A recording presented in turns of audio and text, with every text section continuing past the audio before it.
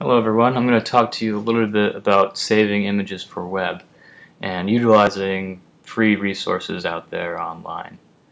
Uh, the first thing we want to do is find out some information about our image. So whether you're in Windows or Mac, you'll want to find it in the directory, right click on it, and for Windows I believe you're going to choose Properties.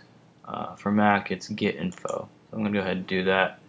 And we'll want to be looking at two different things. We'll want to find out the size of it on the disk, which in this case it's 127 kilobytes, and we also want to find out the dimensions, which here it's 1024 pixels wide by 768 pixels high. 127 kilobytes is on the bigger side as far as web images. I'd say you definitely want to stay below 100 kilobytes. So there is some free software online as far as image manipulation goes. I would say the best bet is Photoshop, which is not free. It's rather expensive, but if you're going to be doing this a lot, it's definitely worth it. But for now, we're going to, I found a program, it's called Gimp. And you can find it by going to www.gimp.org, and then once you're there, just click on the download button and choose the program for your system. You can go ahead and download that, and I'm going to open that application up.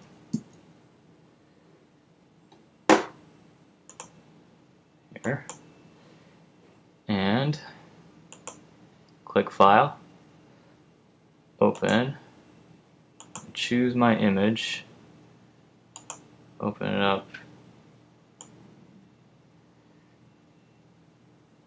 and we're going to want to do two things. First, we're going to want to make sure the resolution is appropriate for web, which is 72 pixels per inch. For print, it's 300 pixels per inch, and that makes the size huge. The maximum resolution a screen can render is 72 pixels per inch.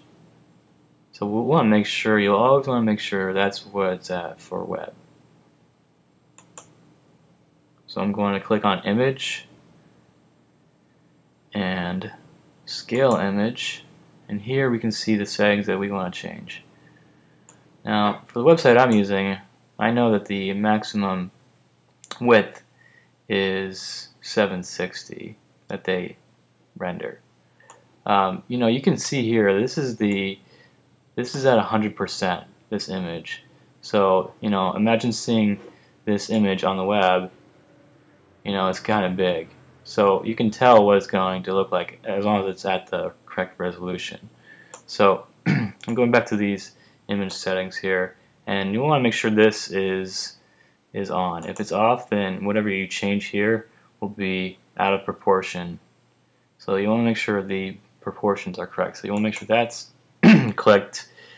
And the first thing you really want to do is make sure this is 72 and this too. For web, it should always be 72 pixels per inch. Since that's correct, I would like to make this a little bit smaller. 760 pixels will do the trick. And if I click here, I can see the height change as well. So I'm going to click Scale, and there we go. And that size is looking a little bit better.